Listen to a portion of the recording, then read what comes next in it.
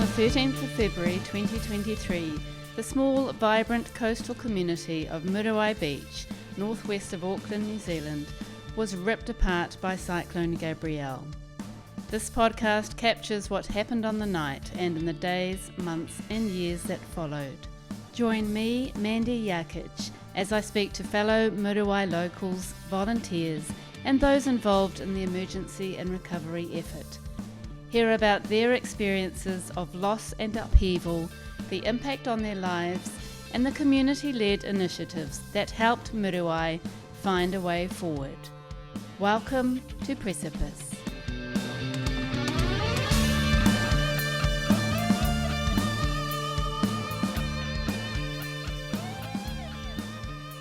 Elaine McNee, Charlotte Reynolds and Jessica McDonald have come together to join me in this episode as they lived near each other in Domain Crescent and also worked together closely in the recovery period after the cyclone. We talk about the disaster tours created as a way to communicate local issues. One of the tours I remember really vividly was having Kamal Sepuloni, who was one of our local MPs, not our immediate MP, but our local one, come and stand at the back of my house. And when you're standing on top of a huge amount of mud with purakawa trunks and macrokapa trunks and twisted metal and broken glass, and you're standing there talking about the impact, and literally your daughter's teddy bear's hanging out the broken window, it paints a really vivid picture of how this event had broke up so many lives.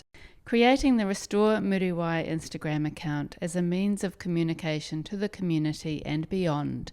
We were posting people's stories. There was a bit on there about people's specific houses and what that looked like, and pictures of that, pictures of around the community, especially at the time that it was still cordoned off and people couldn't get in. We shared lots of pictures of what it looked like and why people couldn't get in. We talk about temporary accommodation problems and stresses, looting of unoccupied houses and community reactions to the displaced people in need. Elaine shares tips for approaching and dealing with politicians and councillors. They're not these big scary beasts that are trying to do gotcha moments all the time. They're actually just people. We discuss the projects that have evolved out of Restore Muriwai, including Neighbourhood Net and the Emergency Plan project, and the ways Cyclone Gabrielle has affected them all.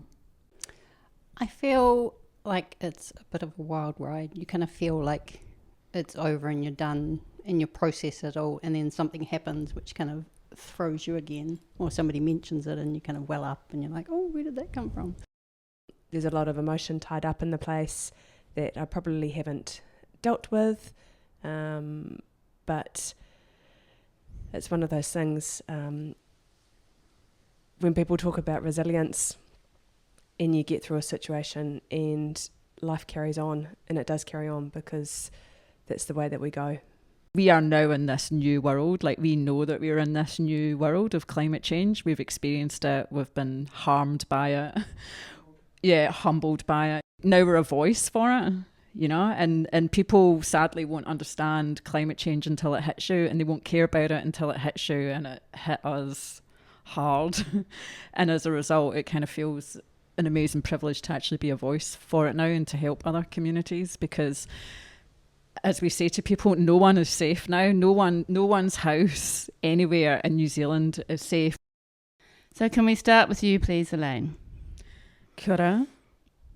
My name is Elaine McNee, and I have been living at Muriwai for just over 20 years. So I'm from Scotland originally, as you can probably tell. I remember coming out to Muriwai on my second weekend of arriving in New Zealand, and just thought, oh wow, if there's one place that you could stay and commute into a city to work, this would be it. So that was it, just second weekend of arriving. You and your partner Andy live in Domain Crescent, and you spent quite a period out of your home. Yes, we did. So probably it was more than 4 months out of Muriwai, and then it was, I think, 7.5 months or 7 months out of our house. Yeah. Morena, I'm Charlotte. I've been out at Muriwai now for also about 20 years. I came to live out here with my partner, and his family had been out here since 1972, so long-term residents of this beautiful place. Yeah, the events of Gabrielle have been fairly full-on, to say the least, for us. Our house was demolished on the night of the cyclone, and when I say demolished, I mean mud and trees, etc. through the middle of it. So it has been uninhabitable since that night. I am Jessica McDonald, and I moved out here with my parents 24 years ago, and I've lived out here on and off over those 24 years. I lived in Domain Crescent. My house was fine. There was a slip behind my house which went into my neighbour's house, but it was deemed that my house was unsafe. Never returned. Moved back home again. And your house was demolished? Yes. We've put you three together on the same episode for a reason, and that is because you worked very closely in the recovery time together. Elaine, could you talk to us about how you found each other, and then what were the first things that you initiated? How we came together at the beginning was because Charlotte helped to put together a WhatsApp group for the Domain Crescent people, and also Motatara. There was separate groups, and so it was Charlotte trying to connect everybody sort of instantly in one group, and I had I remember checking in with Jess because we kind of knew each other through your cat who tried to move into my house when Jess just had moved to Domain Crescent, and I was like, how you doing? And you were staying at your mum and dad's place with the two cats in the bathroom, and then I remember coming down from Andy, and I were staying at one of his sister's places, and I drove the 2 hours down to a community meeting, and Charlotte was at one of the community meetings. And you were telling me earlier that a big part of your learning was the way communities and people within a community connect at a time of crisis. Yeah. Andy and I actually had this instant reaction to stuff, because actually, just to kind of step back a bit, I actually wasn't at Muriwai on the night of the cyclone. My best friend had flown over from Scotland 2 days before to have a holiday of a lifetime with me. And so we set off on the Saturday. She just flew in on the Friday, and we set off on the Saturday morning to drive down to Hahe. And I remember driving down to Hahe because the cyclone was actually hitting there first. And when I was driving down on the Saturday afternoon, my friend was chirping away in the car all excited, and I remember just seeing the trees and the wind, and it was really kind of scary. And I was driving this windy road because State Highway 25 had already been cut off 2 weekends before with the flooding. And I remember just thinking, what have I done? We're driving to this tiny little beach place. I just think, oh my God, it was just awful. I had this real horrible feeling in my stomach. And then we arrived at the beach, and I have never seen an East Coast beach in New Zealand look like this. It was, honestly, it was like 16-metre waves as far as the eye could see. And my friend ran down to the beach because she was so excited, and the wind just blew her over. And I remember just thinking, oh my God, what have I done? And Hahe was evacuated. And actually, we didn't get back to Auckland for 5 days because the roads were cut off. So Andy and I were completely separated for those 5 days as well. And there's a bit more trauma involved in that because I actually thought he was dead at one point. That was pretty horrendous. Just remember the phone, like the comms went down in Hahe. There was no power. There was no power from the Sunday. So Sunday happened, Monday happened, Tuesday morning happened. And we were at the Hahe campground, and someone said, oh, look, we've got Wi-Fi, but I couldn't get through on Wi-Fi. And then I remember just seeing 2 cars at the beach, at the toilet block, and pulling out their phones. And I went, oh my God, the phones have gone up. I can check in. And I only had about 16% left on my phone, and the text messages that were coming in, I was like, what the hell has happened? What the hell has happened? And I remember just ringing a friend at Muriwai who's really linear, really clinical. I was like, I've got 16% left on my phone. I know who to ring. And then they just started off with, oh, so you don't know what's happened. You don't know what's happened. 2 people have died. And I thought they were actually trying to tell me that it was Andy that had... Yep.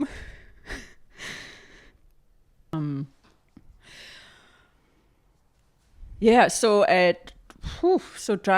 coming back, driving back from Ahaihe to, well, not to Muriwai, because it was into Auckland, because you couldn't drive to Muriwai. Honestly, it felt so apocalyptic. The roads were utterly destroyed. You know, there was just big cracks in the middle of the road. There was landslide, like you could see that landslides had been cleared. I remember it was like 2 days after the cyclone. I thought, oh, we'll walk to Cathedral Cove, because my friend is here for a holiday of a lifetime. And just to see a whole road like crumpled, like that was all cut off. You couldn't even go because the road where the buses parked and everything had just all crumbled away. It almost felt like there had been like a sort of earthquake eruption up through the roads. It was just never seen anything like it. So it was a very slow drive back to Auckland. It probably took us about, 6.5 hours to just get back from Ahaihe to Auckland. Yeah. And then just trying to compute what had happened when you're driving back up, because you could start seeing all this devastation, and then you started going, what the hell is Muriwai going to look like? If there's been landslides at Muriwai and people have died, what is it going to look like? And I remember Andy, my partner, saying, don't look at the media, don't look at anything, don't look at anything whilst you're away. Like, you have to see it to kind of believe it, but don't look at anything until you're back up the road. Yeah. Mm. And and I think that's what, I know I'm kind of skipping forward, but I think that's what was amazing what you did, Charlotte, with doing like the disaster tours, because we kind of coined it to make it, palatable. But even people that were working to try and, provide, to give, to look after our needs. So, like the government and the council and council workers and local MPs, but for them to actually see it with their own eyes, every single one of them said, I've seen this in the media, I know I live 20 minutes away, but to actually come into the community and see it with your own eyes, it is, it's unfathomable what you're looking at. And I think that's something I kind of felt when you're roaming around Auckland City and you're not wanting anyone to like be living in such devastation as kind of we were. But there were some parts of you that were screaming inside, because it was like, oh, you can go about and have your nice dinners at Prego. And that's fine, because you should be able to go to the supermarket. But just literally 20 minutes along the road from you is a whole devastated community. Yeah. It was this real kind of jarring feeling, because if you actually just kind of came out and looked at it, and at the same time they weren't allowed to come out and look at it, because we also became a bit of a target as the community for a bit, because everyone thought that we were telling everyone to stay away because we were in this mourning and there was this devastation and they can't come in. But actually the really annoying thing was, it was this completely dumb thing, which it's not dumb, but there was not enough toilets. The toilets weren't working in a national park for the public to come, so it was a health and safety. But Muriwai as a community were being targeted on Facebook, like, this isn't your beach, you don't own this national park, which kind of like added this other layer to it. When we were wanting to say, it's got nothing to do with us, it's actually a health and safety thing from the council, because there's not enough toilets to put up with the demand, because the toilets aren't working properly because of the water situation. And at that point as well, that was kind of a little bit annoying, because you think the council could have said that on a Facebook post. I know I'm completely digressing. Yeah, I mean, look, you've got every emotion under the sun inside your body, like day in, day out, and you also have to get a bit of anger out. And I do remember when the regional park was opened to the public, I remember just, because we could only drive up, you still couldn't exit Muriwai out of Motatara Road, you had to go up Waitia and then along Constable. And I remember just, someone in the community went, it's almost like busloads are up there on Awaya Road, like looking down and gawking and trying to see where the landslides happened. And that's a above your house, Charlotte. I mean, I don't know how it was bad enough it not being your house that people were looking down on, but that was a good way of kind of getting rage out of your system. It was kind of like the gawkers are coming out, and that was like, it felt like a kind of, well, in Scotland you call it a kind of poverty safari, but it felt like a disaster safari for a bit. For a good month, it just felt like Muriwai was this disaster safari for people, and that was pretty awful. They weren't allowed. I mean, it was cordoned off, and so people couldn't come in, but they still could access from the top of the cliff. But this is when they could also come in as well. Like, people were stopping, and because everyone wanted to see, and I mean, you could argue that that's because they also felt connected to it because they love this place. So it's just, when you're in a pretty dark place, it's kind of fucked you off a bit. Yeah, and it feels so personal because it's not just a thing that's happened, it's everybody's lives. Yeah. And I think it was just because we were kind of shat on a bit, initially, and then it was like, oh no, but now you want to come out and gawk, but you were quite happy to kind of shit on us at the time as well. So it was just a bit like And what was that, some of that negativity? Well, because everyone, not necessarily everyone agrees with, people are given stuff when they're in need. It's that kind of like, why are they getting something that we're not getting?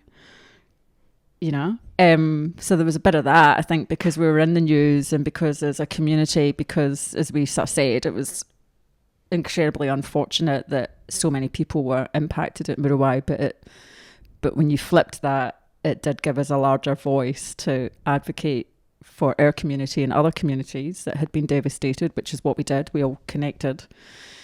We were quite prevalent in the news. And I think it's just that aspect of when they see that people in need are given stuff that they need, some people are like, well, I'm not getting that, so I don't agree with that. Yeah. There's all these layers upon layers upon layers. So Charlotte, can you talk to us a little bit about how you all came together, the three of you, and what you created? Sure. So there was a group of amazing women that got together to kind of work out how do you progress. Like, we were all in states of trauma, people in different stages. Obviously there was people that had lost their dear ones and people that had lost homes, which are replaceable, but it's pretty tough at the time, and people that were losing their community around them. So what we were trying to work out was, is there a roadmap to kind of get out of this? And the first thing obviously that we needed to connect on was the people, and so we started really simply with lists of who lived in the houses. So we would go up a street and go, number 3, number 5, number 7, number 9, there's 3 kids in here, there's 2 cats that need to be looked after, they've gone to the city, these ones are on at grandma and grandpa's, just to find out really who was around in the area or not in the area, and then kind of just trying to work out on what people needed. And I'm not sure that any of us knew kind of how to progress, so having the wider support of the group was pretty amazing, because people all brought in different skills. So we had people who had a lot of legal skills, so obviously we started talking legal stuff at the start, and how did you talk to the council and what were you talking to the council about, and engineers, and then that kind of moved into people that had political knowledge as well. So could we get some support from government? What kind of support were we after? So it was really helpful to kind of put those layers of people together and then to come up with some ideas, and that's where our working group started, and it just got stronger and stronger.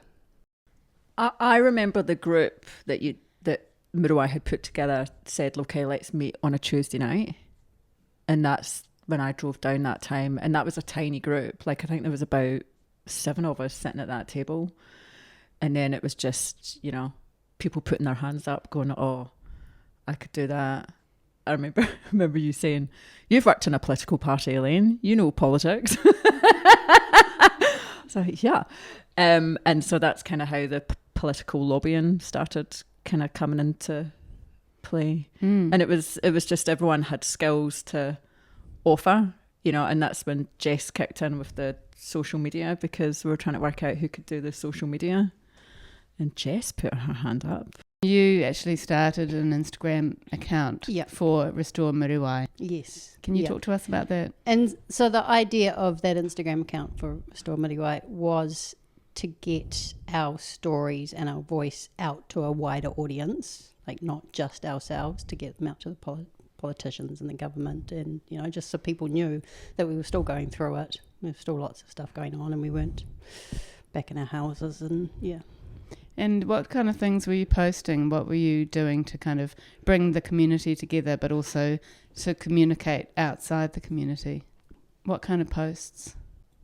We were posting people's stories. There was a bit on there about people's specific houses and what that looked like, and pictures of that, pictures of around the community, especially at the time that it was still cordoned off and people couldn't get in. We shared lots of pictures of what it looked like and why people couldn't get in. And then, what else did we share? The animals. Yeah, the animals that got kind of left behind, that had to be rescued. And at the end I started sharing all the houses that were being deconstructed, just because there were so many houses deconstructed.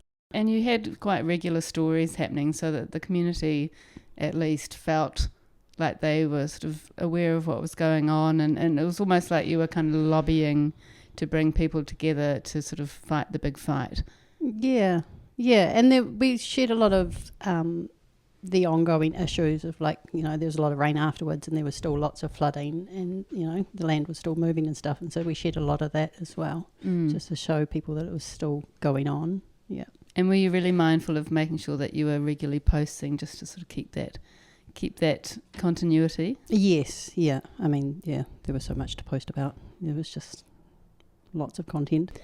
In times of disaster, people either can shine and can come through brilliantly, but then sometimes there is a negative side, and people respond in a way that you wouldn't expect. What did you see of that, Charlotte? Yeah, one of the things that was really upsetting for us, our house had a metal fence in front of it, which meant that no one was supposed to be in the property, and numerous times people were caught in the property looting, taking things out of the house when I wasn't allowed to be in the house because it was red stickered. That was pretty disappointing, seeing people coming out of my place with their backpack full of my stuff. Yeah, no, so it was really interesting, as you were saying about how people deal with things differently, and the community that weren't, experiencing what the people out of their houses were experiencing. There was huge parts of the community that were amazing and, opened whatever. They had sleep outs, they had, Airbnbs. It was like, please come and stay for nothing. And when it was, becoming really apparent that it wasn't going to be 1 month or 2 months or 3 months, it was creeping up.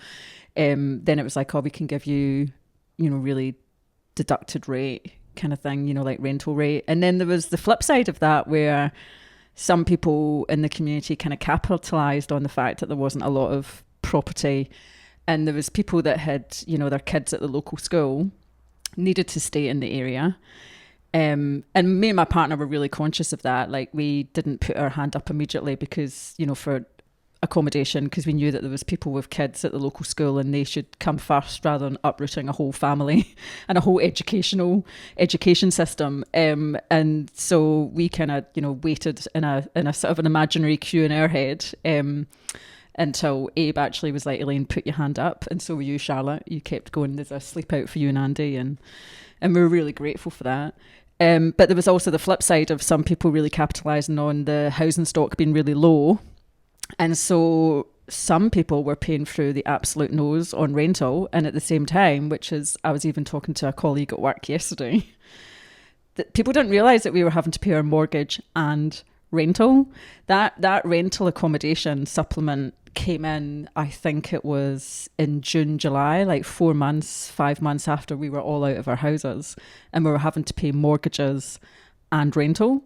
And for those people that were paying rental through the nose and mortgage through the nose, I just don't know how they got through the day, even managing to put food on the table.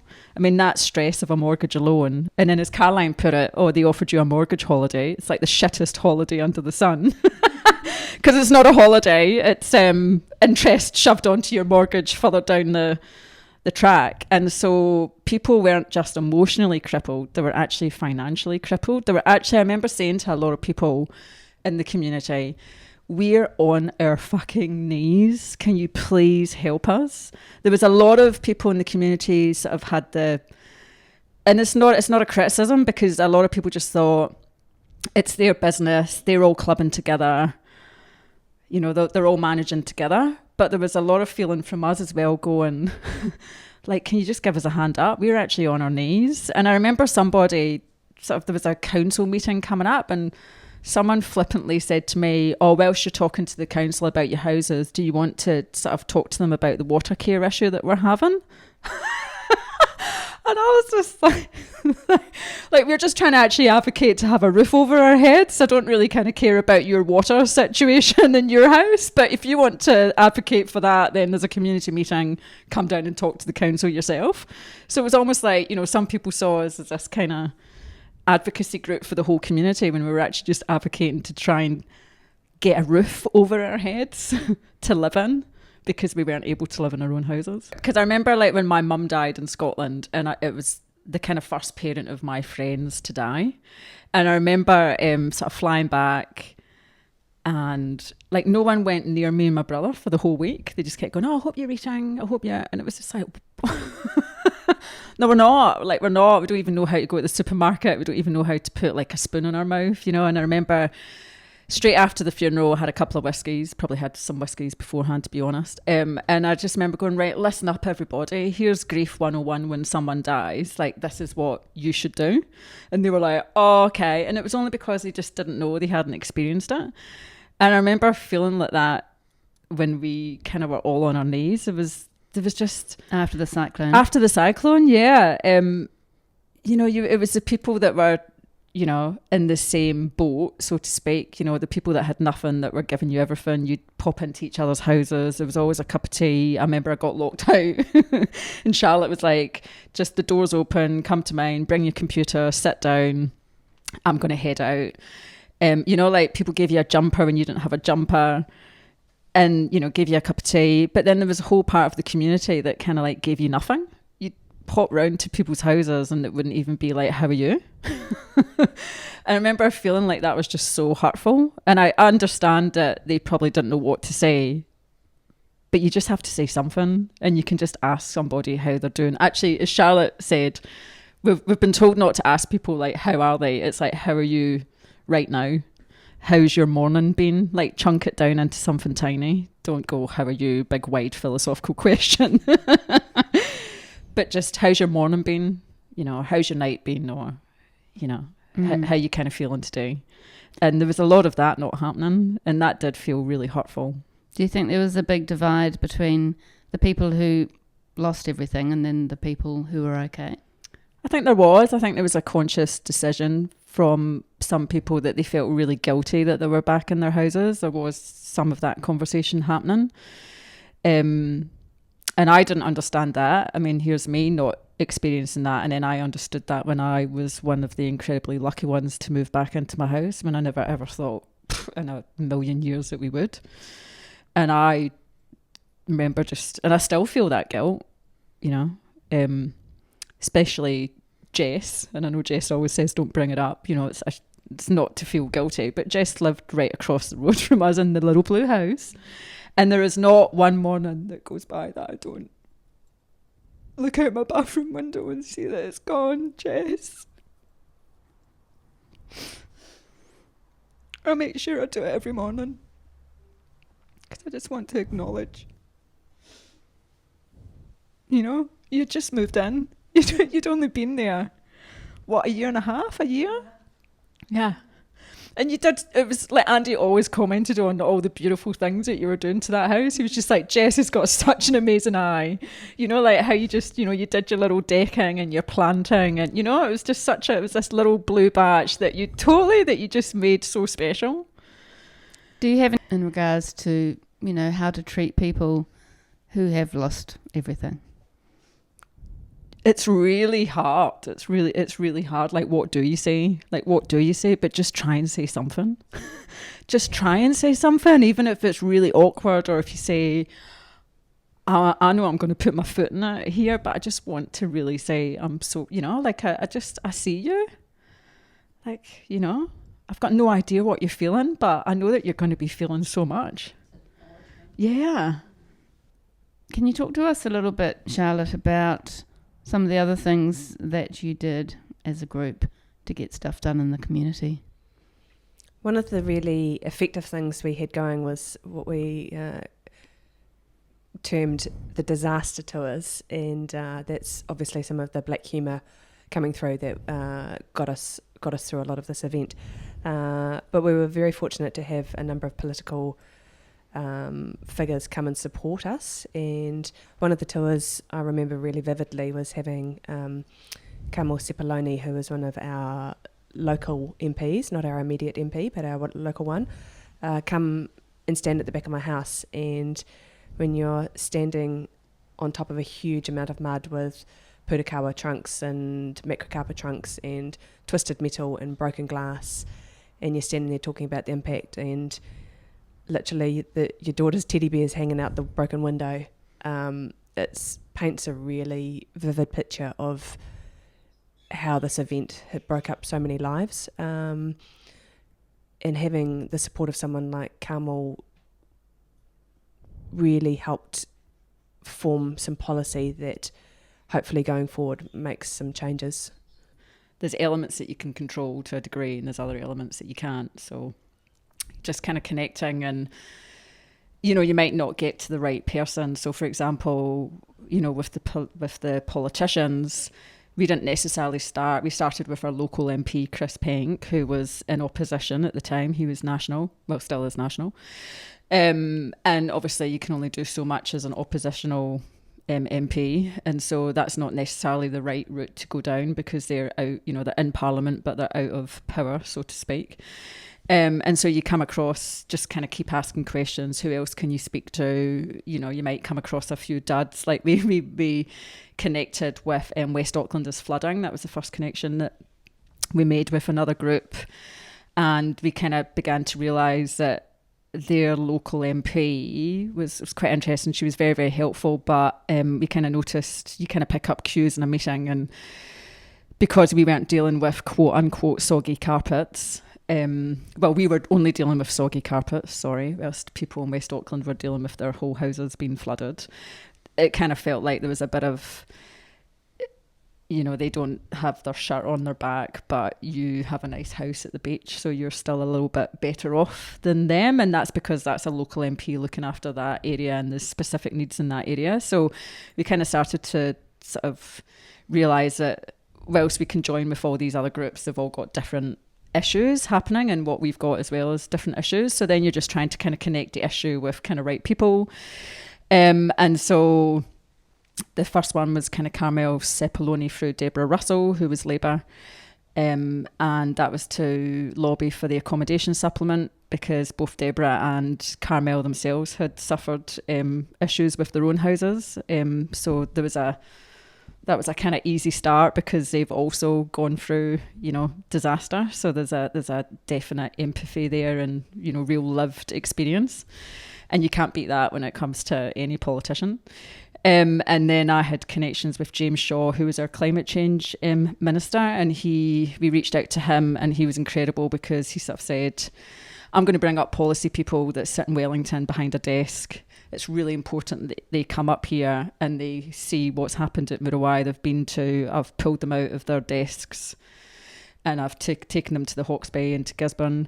It's really important that they see what's happened up here, because these are the people that are helping to form policy. So it's really great that their eyes are opened and see how people are living their life. And it was the same with the council. Like, there wasn't all these agencies and organisations were trying to help, and they knew that there was a need, but it really wasn't until they came to your doorstep to understand how that need was being accepted and used. That's when the kind of dots started to be joined. You can make all these decisions at your desk, but when you come to the door, and when you actually sit at a kitchen table with a group of people, which Linda Reynolds from Auckland Council. That was a real watershed moment because she came to Maria's house, she took off her shoes, she sat down at the kitchen table, and she even offered to go up and make the cup of tea in Maria's house. Just that simple act of, I'm going to sit down at the table and see how this need is being received, and is it the right need to provide, was incredible, because it was the first person that had done that, really. James Shaw, Carmel and Linda really coming out and trying to walk in your shoes was really important. Yeah. And you come from a sort of lobbying government background in your job. Yeah. Can you sort of talk to us about how you actually make those connections with people? Because that feels so big and so sort of unattainable for lots of people, I'd say. I come from a comms background. I was a journalist. I started off actually as a sports journalist and then moved into the dark side of PR. And then I moved into campaigning for animal welfare. So it's to change animal welfare legislation at council and government level. And it is very daunting. And you do tell people, look, at the end of the day, people are people. They're still people. Journalists are still people. They're not these big scary beasts that are trying to do gotcha moments all the time. They're actually just people. And the jobs that they go into, like, it's a public service. They've given themselves to public service. So that's a very good start to not be terrified about, because they actually care. So regardless of where you're sitting on the political spectrum, you are handing your life over to public service. So they are actually wanting to look after the public. So that's a really good thing to kind of keep in your head, that these people aren't, these scary kind of beasts that, are going to terrify the hell out of you. They actually do want to try and help you. So everyone's got limitations. Agencies have got their limitations, like Ministry of Social Development. As Carmel explained, is that you have to draw this big box around everybody's needs, and you have to capture all those needs as much as possible. But there's always going to be these other very unique needs outside of that box. And that's what all our government agencies do, is that they're trying to capture the biggest and most needs, but they understand that it's a very blunt tool and there'll always be these needs outside of that big box. And it's not that they don't care about those needs, they certainly do, but they have limitations because they're using taxpayers' money and ratepayers' money, which is highly scrutinised, which it should be, because every dollar should go as far as it can go. And they're very, very careful with that. And as a result, when you're in need, when you're at the other side of being in need, you can think that those processes go really slow.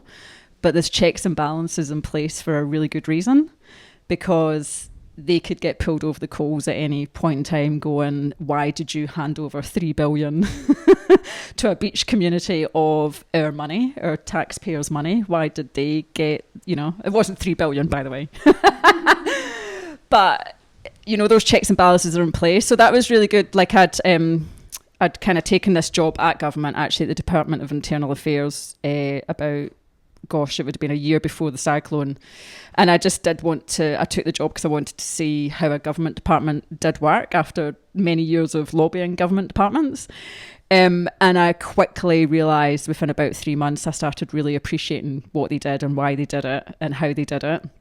And I also saw a government agency what they considered moving fast, but I understood it was actually them moving fast because he had all these checks and balances to get through.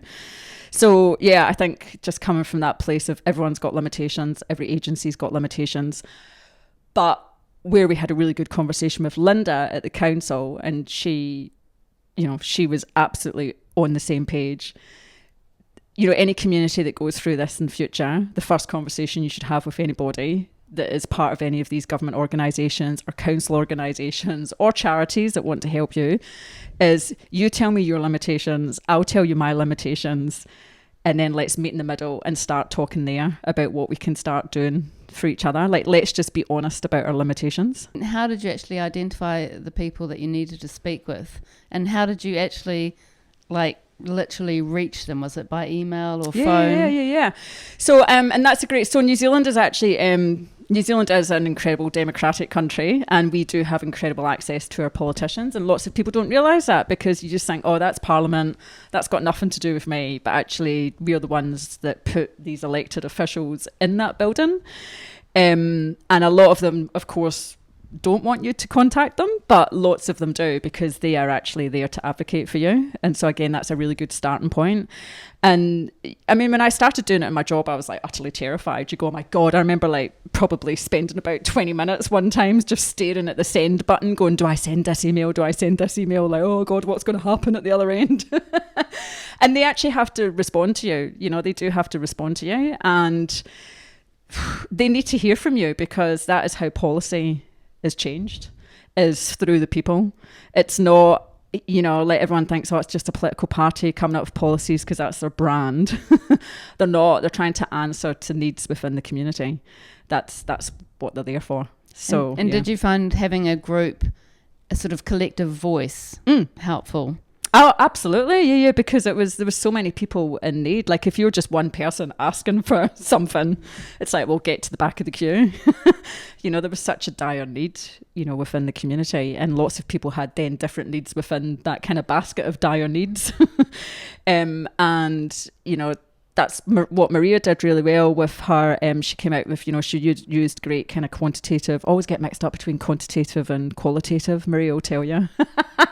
But it was like try and capture all those needs, like what's the kind of top line needs, and then what's the needs in those kind of baskets. And then that's what we sort of put forward, and, you know, Maria put forward in a very kind of factual way of, you know, there's people needing accommodation supplement, there's people needing this, there's people actually just needing food, you know, and that is a very clear picture for politicians. They can use that. They need data to make any changes. You know, anecdotal stuff, that's not only going to get you so far, like, but if they've got the hard facts, then they can act on that, and they will act on it. Can you talk us through the accommodation support that you got from the government?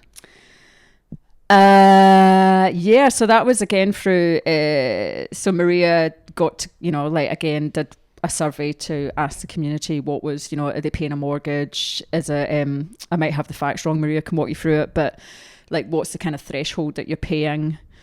And again, so that was the kind of getting the data to then inform policy, because that's what you need to do. And so that, you know, even Carmel Cepoloni and Deborah Russell both said, you know, that's fantastic, because that's something that then we can go and talk to our policy people with, which will inform policy, which it did. So, and again, look, we're really lucky with the government. Don't want to get political on it, but we're really lucky with the government. It was an election year, but we were with a government that does believe in the social people. Safety net. Yeah. And part of what, you know, we always talked about when we were going through this is that we didn't want anyone to experience this in another community, even though that they will. So something I've always done in my campaigning jobs is, in an election year, you ask all the political parties a set questions on an issue. And so we chose, obviously, disaster management, and we asked the political parties, like, what would they do in a disaster? Like, do they agree that insurance companies should pay out? I've kind of forgotten the questions now. And then you make it like a political scorecard.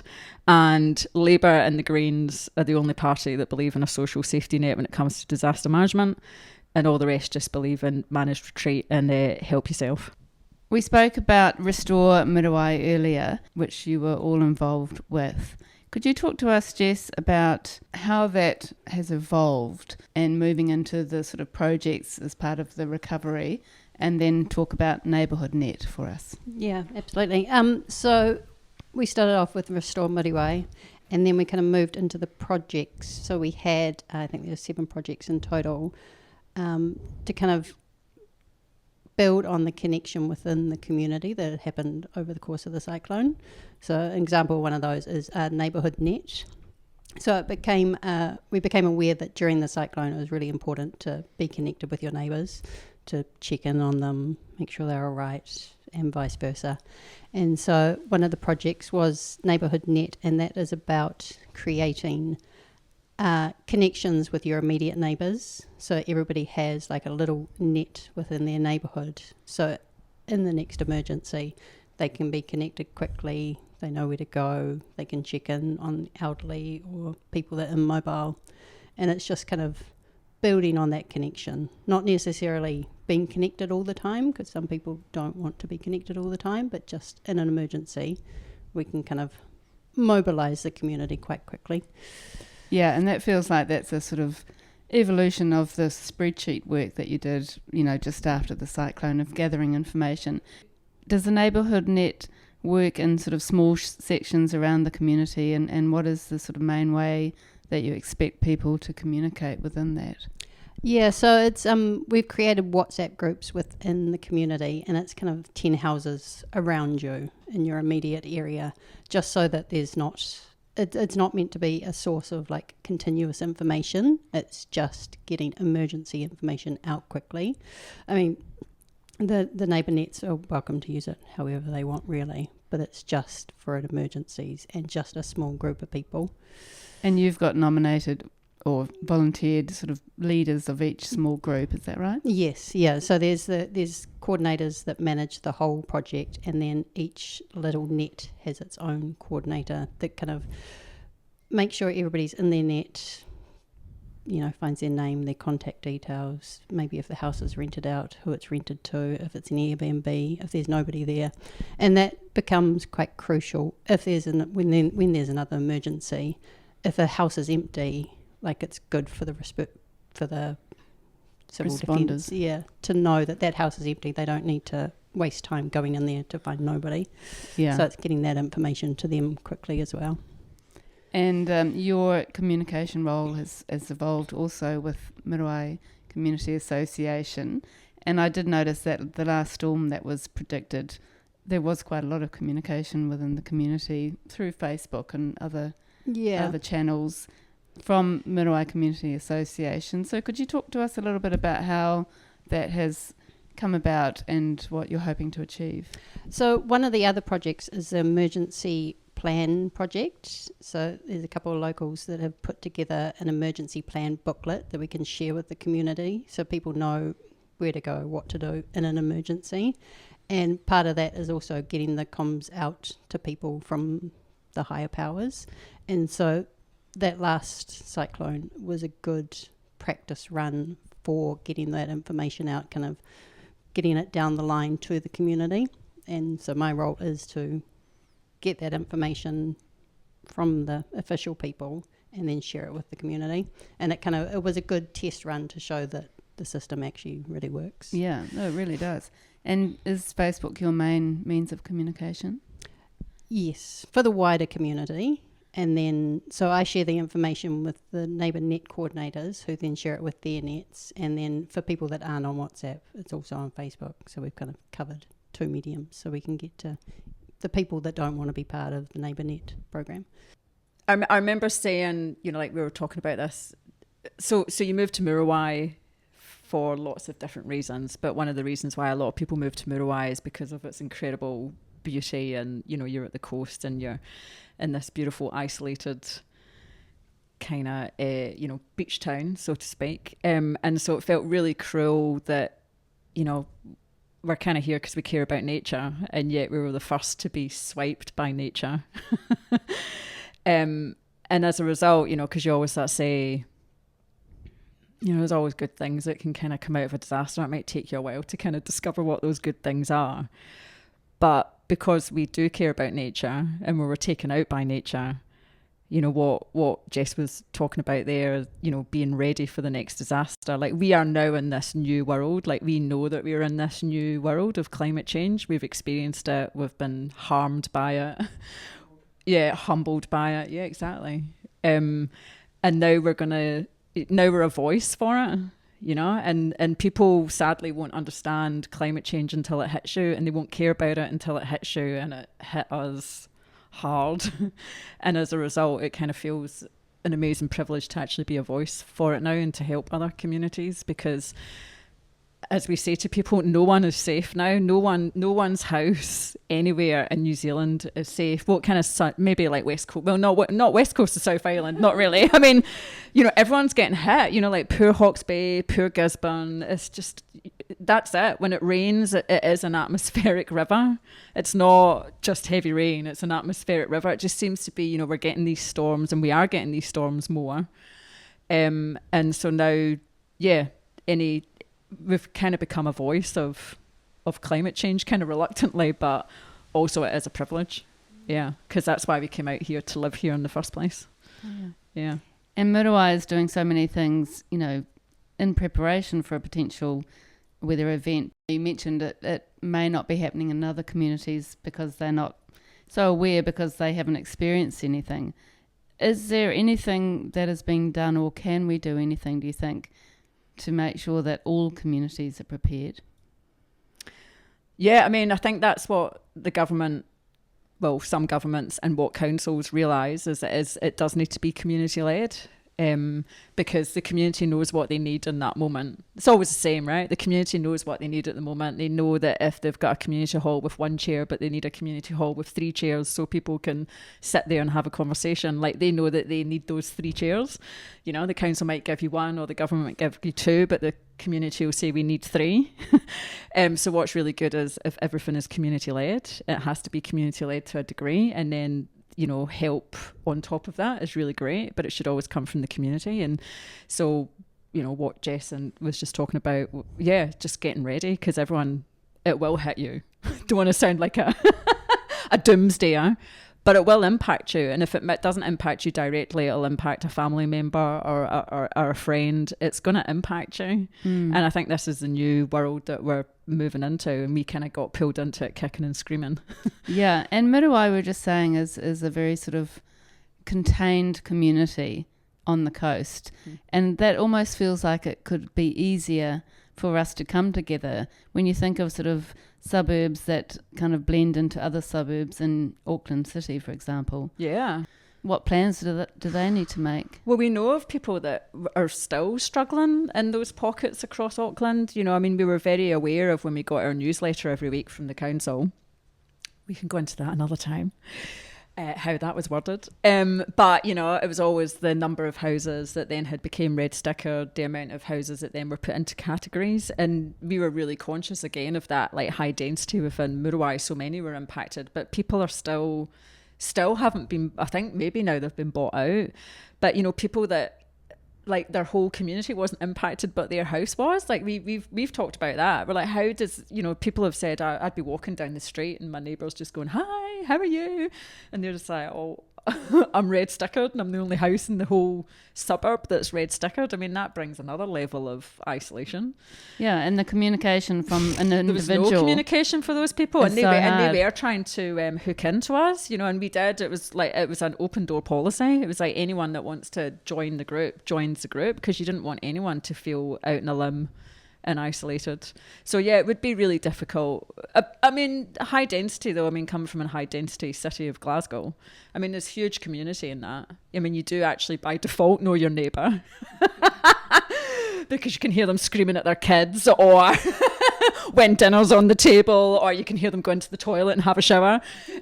So you do live on top of each other, and so you know that is a positive thing. Like, you do know your neighbour, and so if suddenly there's silence above you, you do worry if someone's had a heart attack, or, you know, are they alive today? So I mean, there's a lot of positive, you know, stuff with high density, because you do know your neighbour by default. But do get to know your neighbour. You don't need to know everything about them. You don't need to have a chat to them every day, but get to know them, because they know your movements. They know humans have got patterns. And, you know, so I mean, that's just not even for disasters, just everyday life is, you know, when the pattern's not there, is there something amiss? Yeah.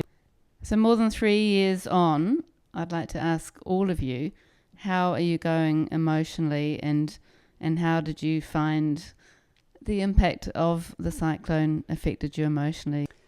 I feel like it's a bit of a wild ride. You kind of feel like it's over and you're done and you process it all, and then something happens which kind of throws you again, or somebody mentions it and you kind of well up and you're like, oh, where did that come from? I thought I'd dealt with that. It just keeps giving. And you have a son, Mason, Jess. Yeah. How has it affected him, and how's he going now? He's going well now. He had quite a lot of weather-related trauma. He used to get really upset when it rained. And he used to be the kid that would sleep through a thunderstorm and it didn't bother him at all. And then he'd just I remember one day we were driving in the car and I turned around to the back seat and he was sobbing because it was pouring with rain. He's just sobbing. And so I took him to a hypnotherapist that I know who hypnotised him. And I was like, it's worth a go. And it totally changed him. And there was a couple of days later, it was raining. And I kind of watched him out of the corner of my eye. And he looked up and he goes, oh, I didn't even realise it was raining. So, it helped him. And I think he was a pretty lucky kid because we left the house and went to my parents' house. So he went somewhere that was comfortable and he knew, so he had that security. But it still affected him in ways that you kind of don't think about. And on to you, Charlotte. I feel a lot of emotions about that cyclone. I feel very grateful for the friends that have come out of it. We've made some amazing friends afterwards. We were incredibly well cared for by Pete and Philippa at the time, and I feel incredibly fortunate to have them. And I feel very grateful for the support that eventually came through from the council and the government to enable us to leave the property because in our case there was no way that we would ever be able to live in the house again. So I do feel very, very fortunate for that. There's a lot of emotion tied up in the place that I probably haven't dealt with, but it's one of those things when people talk about resilience and you get through a situation and life carries on, and it does carry on because that's the way that we go. And on to you, Elaine. How are you feeling now? Actually, I was just saying, before, the thought of coming here to do the podcast, you could, I don't know about you guys, but could you feel your throat, constricting? Actually saying the words out loud. I think so much has been contained inside you. And I was just saying to Jess before, maybe, in a few months' time, we can all just get really drunk and have a wailing session. Do you know what I mean? This wailing women session. Get it all out. Yeah, it's funny. There's this amazing film on Netflix called Train Dreams, and I won't give, spoiler alert, I'm not going to give you what happens in it, but the main character says, sometimes I feel like it's going to drown me, and then other times I feel like it's happening to someone else.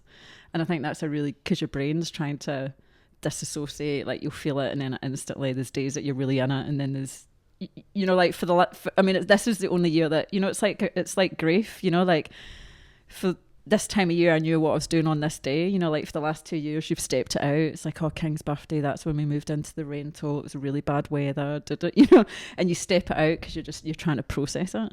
And this was the first year that I kind of didn't. King's birthday sort of finished, and then I went, so that kind of felt like that was quite nice. It was like a little bit of, finally a bit of reprieve.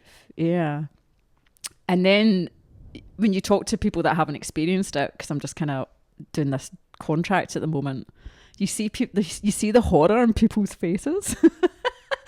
But then you also know that they don't understand it because they haven't experienced it, and you don't want them to experience it, but you do feel like it is a movie, you're kind of talking about this movie plot and it's all really surreal and sensationalist, and and then you just want to stop because you just think, oh god, it's really boring, and and you don't want anyone to kind of go through it. But yeah, so I don't know. Yeah, I mean, like Charlotte said, look at the friendship that's been kind of created here. The friendships you wouldn't change for the world, and it's pretty amazing. It came out of a disaster. Yeah, one silver lining. Yeah. Would you like to leave us with something meaningful or hopeful?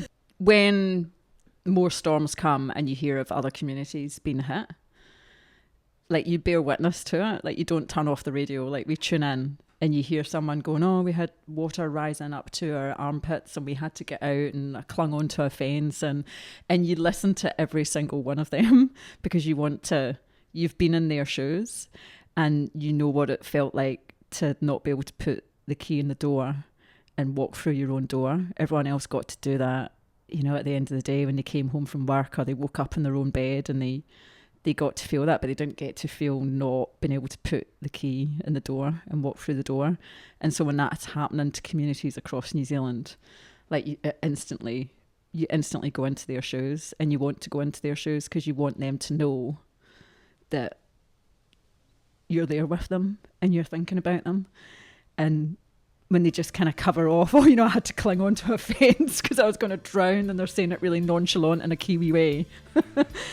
you know bits, you don't know the same moment, but you know some of the feeling, and it's really important. You just want them to know that you do see them and you are feeling parts of what they're feeling, and that will never go away.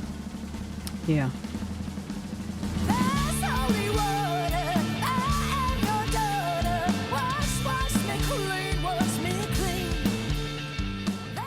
Precipice was commissioned and funded by Muriwai Community Association, supported by the Auckland Council Recovery Office. Artwork by Taylor Williams, soundtrack by local Muriwai band Tin People, written in response to Cyclone Gabrielle. Ngā mihi thank you to the Muriwai community for their input and bravery, and for sharing their stories. And thank you for listening.